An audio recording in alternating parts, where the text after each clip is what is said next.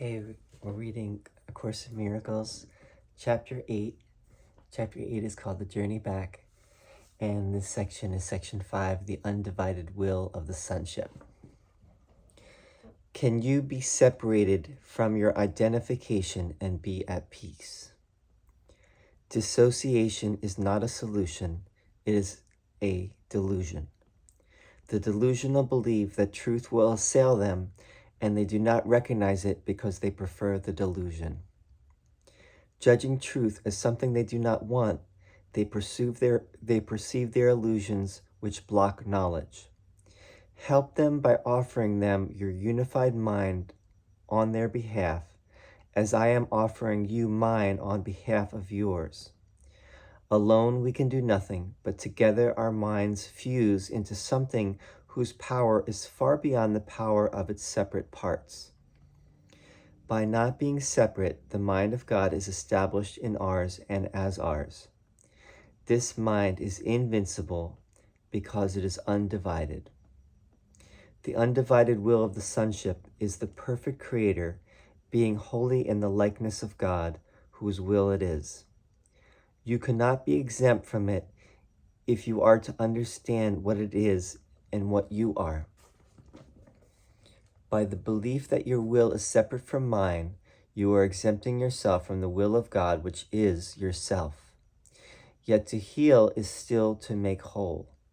Therefore, to heal is to unite with those who are like you, because perceiving this likeness is to recognize the Father.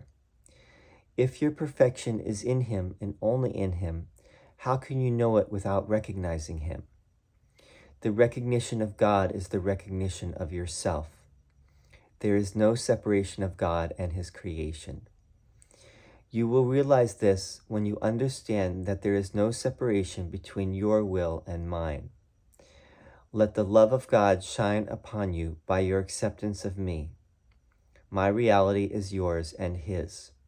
By joining your mind with mine, you are signifying your awareness that the will of God is one. God's oneness and ours are not separate because His oneness encompasses ours. To join with me is to restore His power to you because we are sharing it. I offer you only the recognition of His power in you, but in that lies all truth. As we unite with Him. Glory be to the union of God and His holy sons. All glory lies in them because they are united. The miracles we do bear witness to the will of the Father for His Son, and to our joy in uniting with His will for us.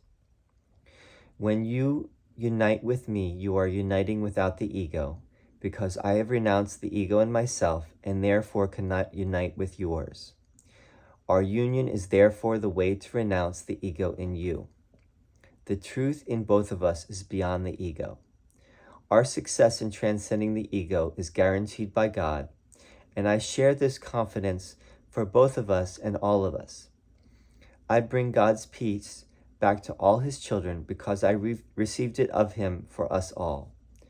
Nothing can prevail against our united wills because nothing can prevail against God's. Would you know the will of God for you? Ask it of me who know it for you, and you will find it. I will deny you nothing as God denies me nothing. Ours is simply the journey back to God, who is our home. Whenever fear intrudes anywhere along the road to peace, it is because the ego has attempted to join the journey with us and cannot do so. Sensing defeat and angered by it, the ego regards itself as rejected and becomes retaliative. You are invulnerable to its retaliation because I am with you. On this journey, you have chosen me as your companion instead of the ego. Do not attempt to hold on to both, or you will try to go in different directions and will lose the way. The ego's way is not mine, but it is also not yours. The Holy Spirit has one direction for all minds, and the one He taught me is yours. Let us not lose sight of His direction through illusions, for only illusions of another direction can obscure the one for which God's voice speaks in all of us. Never accord the ego the power to interfere with the journey. It has none, because the journey is the way to what is true. Leave all illusions behind and reach beyond all attempts of the ego to hold you back. I go before you because I am beyond the ego. Reach therefore for my hand because you want to transcend the ego. My strength will never be wanting, and if you choose to share it, you will do so. I give it willingly and gladly because I need you as much as you need me.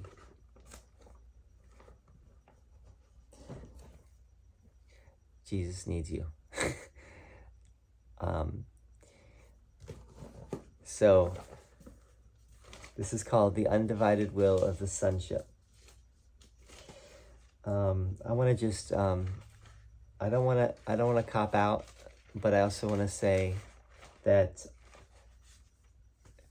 you know, once again, I've said this, and it's been said many times, that Course in Miracles is really just presenting the introduction again and again and again in different ways, and saying the same thing, the same damn thing in so many different ways. So, essentially, Jesus is saying, like he said at the beginning, in the introduction, the opposite of love is fear. But what is all-encompassing can have no opposite. Love, which is God, is all-encompassing. That is also God's will.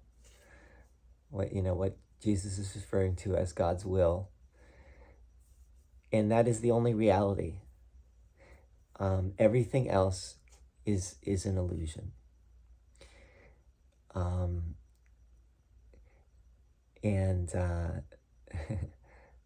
if I may, Jesus is saying, you have, if you are reading this message, you are close.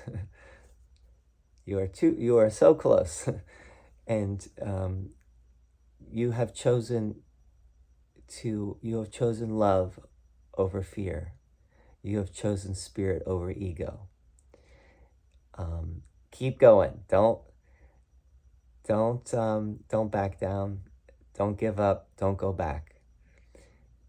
And the thing is that you keep going back, because the ego, it keeps holding us back. Jesus says the ego senses it is going to be transcended. It senses it's going to be dissolved in the light of love, and it becomes retaliative.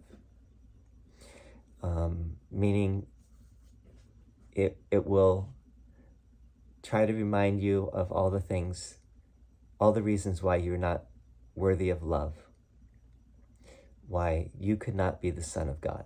You could not possibly be the Son of God. Who are you to think that you are the Son of God? Who are you to think that you are one with God?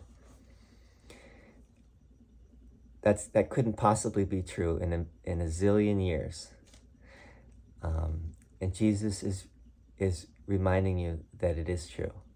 And that's mind-blowing, to even just to just even entertain that possibility. It takes, first of all, it takes a lot of courage. It takes a lot of trust. And it's, this whole course takes so much faith, trust.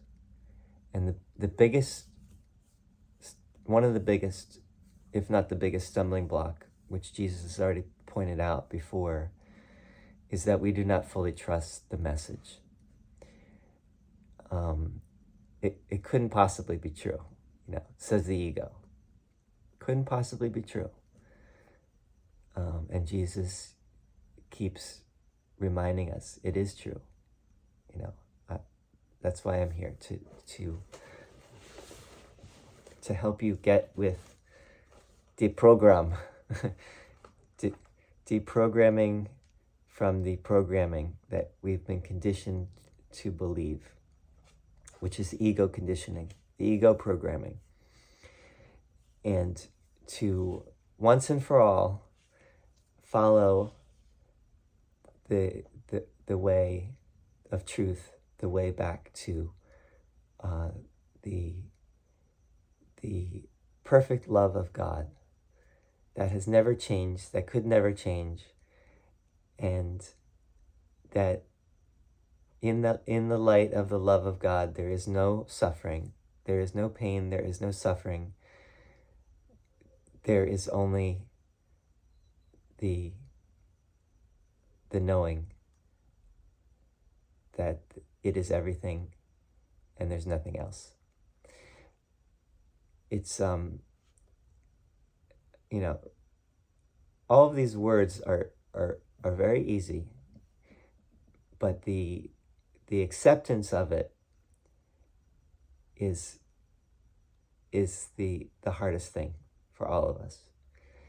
And we do keep going back into doubt and basically wavering, vacillating between the ego and the spirit, which in this case would be Jesus' message of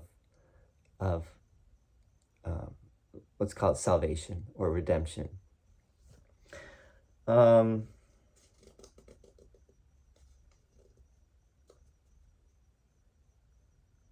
Whenever fear intrudes in any way, the ego is becoming retaliative. So this is the journey through all of our fear. No stone can be left unturned in this regard. If there's any fear whatsoever, we have not made it yet. There's still something more to look at, and there's maybe other layers of the onion to peel before we get to the union. So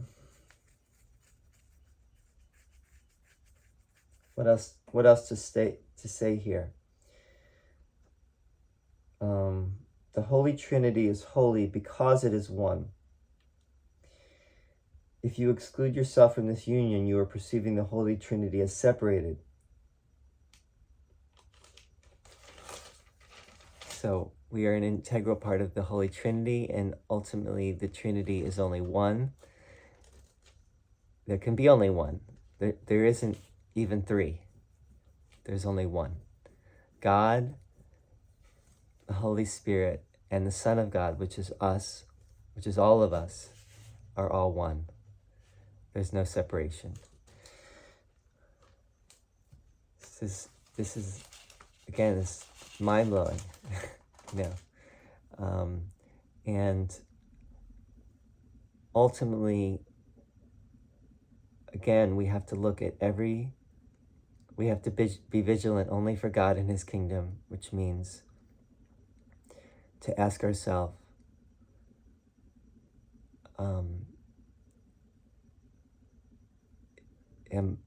is what I'm thinking, doing, saying, loving? Is it the love which I already know is there? Is it the unconditional love that I already know what that is? And if it's not, then lovingly let it go. Which means forgive yourself for not being loving. Forgive yourself for the unforgiving, for your unforgivingness. And march on. Anyway, thank you for listening. Hope this was a little helpful, and please feel free to leave a message. We're going to continue with, I was reading from a previous section there at the end, but it's okay. The next section is called The Treasure of God. All right, thanks for listening. See you soon.